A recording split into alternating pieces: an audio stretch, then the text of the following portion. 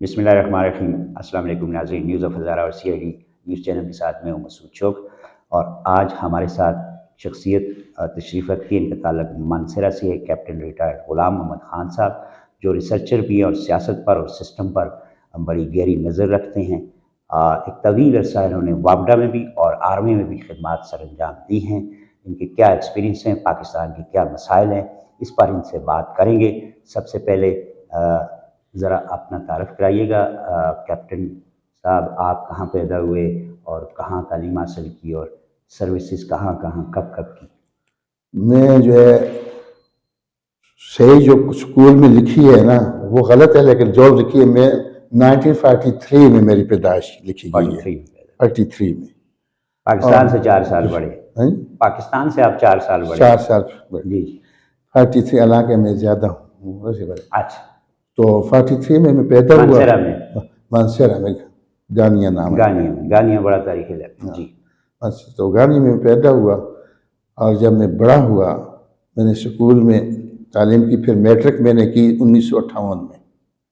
1958 जब मैट्रिक हासिल की तो उसके बाद मैंने कॉलेज में दाखिला, मैं मर्दान कॉलेज में दाखिला ले लिया।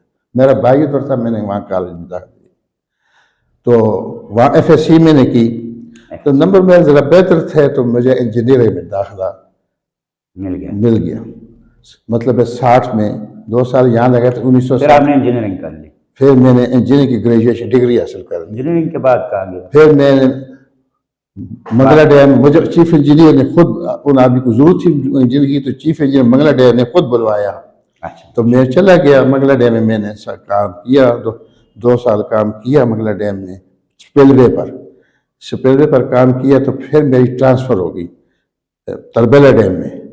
तरबेला डैम में जो आलू ब्रिज, जो ब्रिज बन रहा था माल ले जाने आने का ड्रेसिन पर, समझिए, उस पर मैंने काम किया साल बतौर इंजीनियर। तो फिर मैंने एडवर्टाइजमेंट 1 साल काम किया। फिर मैंने फौज के अखबार में एडवर्टाइजमेंट देखी, उसमें लिखा था कि हमें इंजीनियर की, फौज को इंजीनियर की ज़रूरत है।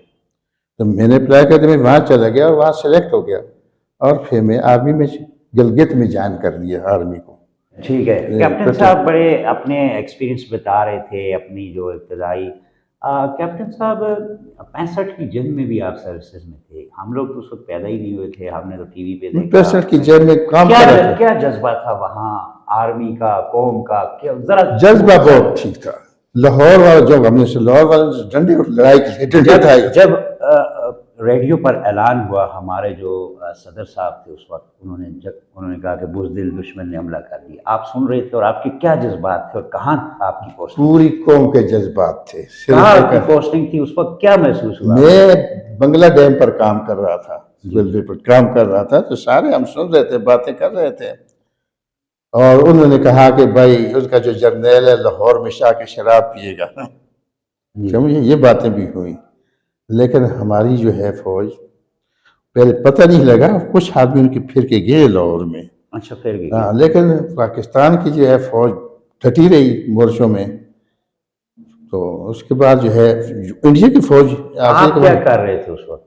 मैं काम तो कर रहे थे। हाँ। जब जंग का ऐलान हो गया, हाँ। तो क्या आपका रिएक्शन क्या था? आपके जो कोलीग्स थे वहां पर क्या माहौल था? इंडिया अभी निकलते हैं, जाते हैं और मारते हैं, क्या माहौल था? यही तो बात थी कि मारे, क्योंकि लाहौर वाले सारे, लाहौर तो बॉर्डर था, सारे शहरी निकले, डंडे उठा के निकले। अब शहरी भी डंडे उठा के? हाँ, शहरी ने डंडे उठा लिए कि हम जाते हैं, उनके करते हैं। वो किस्मत पाकिस्तान की अच्छी थी कि उनकी फौज आ रही थी, पीछे से फायरिंग हो गई इंडिया की तरफ से।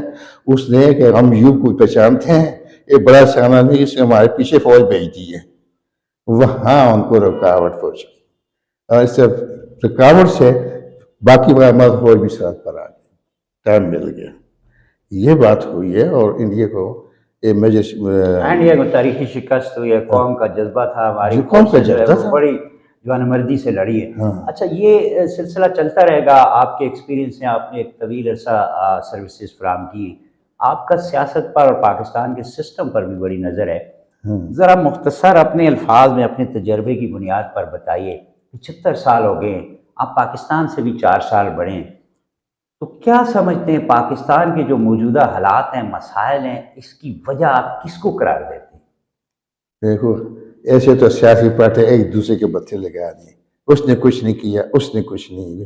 حقیقت یہ ہے کہ جب پاکستان میں تھا انہوں نے ایک قسم اٹھایا کہ پاکستان کا مطلب کیا، لا الہ کہ اسلامی قانون ہوگا۔ اسلامی قانون نہیں نافذ ہو سکا، جمہوریت ہی تھی، جمہوریت صرف جمہوریت تھی، اور سمجھ گئے۔ اور جمہوریت ہے تو پاکستان کے مسلمان بھی ایسے ہیں کہ پیسے، ان کو پیسہ چاہیے، تو مت انہوں نے کی ہے۔ انڈیا کا بنگلہ دیش کے بھی آدمی تھے پاکستان کی فوج میں۔ پاکستان کے جو مسائل ہیں، آپ سمجھتے ہیں کہ اس کی وجہ یہ جو جمہوریت یا سیاستدان ہیں؟ ہاں، جمہوریت صحیح ہے ہی نہیں پاکستان میں، پاکستان کے لیے جمہوریت صحیح نہیں ہے، صحیح نہیں ہے، اور صحیح جمہوریت پر چلے ہی نہیں ہے۔ چلا ہی نہیں ہے۔ پہلے تو میں آپ کو یہ بات بتا دوں، مثال ہے جج، قومی اسمبلی قانون بناتی ہے، صحیح قانون ساز یہ بات مانی، قومی اسمبلی قانون بنایا تو جج تو عوام کے نمائندے نہیں ہوتے، وہ قانون پاس کیا ہوتا ہے انہوں نے، صحیح قانون پاس کیا ہو تو وہ ان کو لگایا جاتا ہے کہ اس قومی اسمبلی کے قانون کو لگاؤ، اس پر ججوں نے کرنا ہے، اپنی مرضی سے کوئی فیصلہ نہیں کر سکتے۔ پارلیمان جو قانون سازی کرتی ہے، آپ سمجھتے ہیں کہ اس میں ترمیم کی کسی ادارے کو اجازت نہیں ہے؟ جمہوریت میں سپریم ادارہ پارلیمان ہے، پارلیمان ہے، ہاں اچھا آپ کیا سمجھتے ہیں؟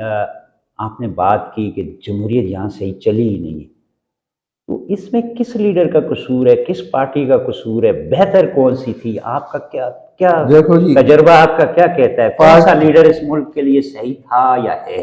دیکھو جی، میں تو پہلے کہتا ہوں پارٹی بھی صحیح مخلص نہیں ہے، کوئی پارٹی بھی پاکستان کا مخلص کوئی نہیں ہے۔ اب جج ہیں وہ تو جمہوری لوگ ہی نہیں ہیں، ان کے لیڈر بھی بات کر رہے تھے نا، جو پارٹیوں کے لیڈر ہیں، جنہوں نے لیڈر جو بھی آئے، میں ابھی تک کوئی لیڈر نہیں دیکھا جو پاکستان کا صحیح خیر خواہ ہو۔ آپ میرے سامنے پاکستان پڑھنے میں سامنے دیکھا ہے سارا 70-75 اس میں، بلکہ میں نے یہ دیکھا ہے کہ فوج جو مارشل ارٹ کیوں لگائے، مارشل ارٹ لگائے وہ لوگ خیر خواہ تھے پاکستان کے، مارشل ارٹ لگانے والے، ہاں وہ خیر خواہ تھے کہ ان کے دور میں نہ کوئی مہنگائی ہوئی ہے، ہر چیز کی فراہمی، اتنے مسائل پیدا نہیں ہوئے۔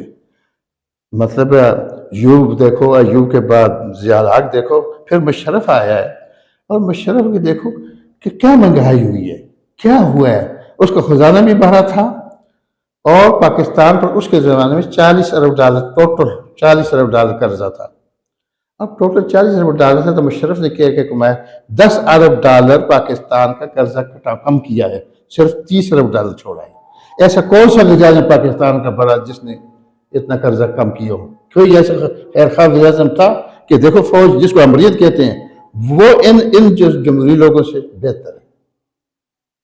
کیوں؟ آپ کا خیال ہے اس وقت بھی پاکستان میں کوئی جماعت یا کوئی لیڈر جو ہے وہ پاکستان کے عوام کو مسائل سے نہیں نکال؟ ابھی تھوڑا عمران خان ہے، عمران خان ہے کہ اسے موقع نہیں دیے، دیکھو اس کے حکومت گرائی زرداری نے سونے پیسے، اس سے دیکھو کہ یہ عمران خان کو تو موقع ملا، ابھی بھی جہاں ہم بیٹھے ہوئے 10 سال سے ان کی حکومت ہے کے پی میں، منصرہ میں، اور مرکز میں بھی 4 سال رہی ہے۔ بہرحال آپ کہتے ہیں عمران خان بہتر ہے، بہتر کیا توقع رکھتے ہیں آپ اور کیوں بہتر ہے؟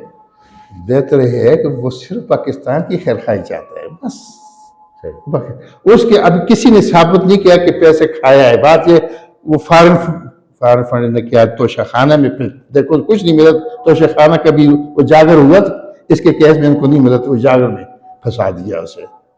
ہاں وہ تو خود بھی کہہ رہا ہے کہ اس کا مطلب ہے سادہ کمین کہ مجھے وہ تو کورٹ نے کہہ دیا صرف ایک سیٹ کے لیے نائل ہوا نا، توشہ خانہ والا تو وہ اور کوئی نہیں ملا، باقی ہوا دوسرے کے ان کو ملے ہیں۔ عمران خان آپ کہتے ہیں آپ سمجھتے ہیں کہ پاکستان کے خیر خواہ ہے، ملے عمران خان سے؟ نہیں، میں ملنے کے گیا تھا، وہ بہت بڑی سیکیورٹی تھی، مجھے نہیں ملنا۔ بنی گالہ کیوں ملنے گئے تھے؟ پی ٹی آئی میں شامل ہونے؟ کچھ مجھے ایک تو بات ہے، کچھ راز ہوتے ہیں، کچھ ایسے خدا نے مجھے کچھ اس کی مطابق چیزیں بتائی تھی، ابھی ہم بات نہیں بتایا تو میں اس کو وہ بتانے والا تھا۔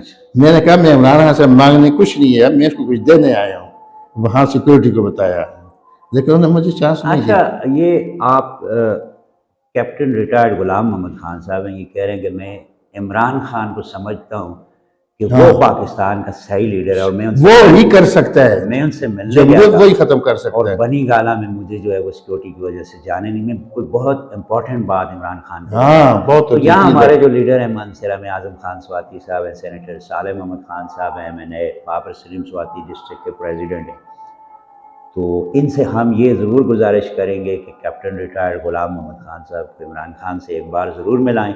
عمران خان کو مجھ سے ملانا چاہیے، میں تو بالکل ان سے بات اس سے تعلق رکھتی ہیں باتیں، وہ حکومت کو ٹھیک کر سکتا ہے، پر عمران خان میں یہ خوبی ہے جو اور کوئی لازم نہیں کر سکتا وہ کر سکتا ہے، اس پہ ابیلٹی۔ اور عمران خان کو آپ کوئی بہت امپورٹنٹ بات بتائیں گے، ہاں مل کے باقیوں کو نہیں بتا، نہ بتانا نہیں چاہتا، بتانا میں تو نہیں بتائی، اچھا یہ بات میں راز کھولنا نہیں چاہتا صحیح، کہ خدا کا سلیکٹر ہے۔ اچھا ٹھیک ہے، آپ کہتے ہیں عمران کو گورنمنٹ ملنی چاہیے، عمران کو نہ ملے تو پھر ماشاء اللہ ٹھیک ہے، ماشاء اللہ کا سنا زرداری نے، حکومت زرداری نے کیا نا، ایک تو صوبے بہت غلط کام کیا، یکجہتی صوبے لانا کر دیے، 18ویں ترمیم، 18ویں بہت بری ملک کے لیے 18ویں ترمیم تو کہتے ہیں لوگ پہلے پاکستان کے سارے اختیارات اور سارے وسائل جو ہیں وہ مرکز کے پاس تھے، اور اس کے بعد یہ تقسیم کر کے زرداری نے کیا سب کچھ، ظاہر گورنمنٹ ان کی تھی تو انہوں نے کیا ہے۔ اچھا ایک اور چیز ہے، پاکستان جب بنا تو 4 صوبے تھے، آج بھی 4 صوبے ہیں،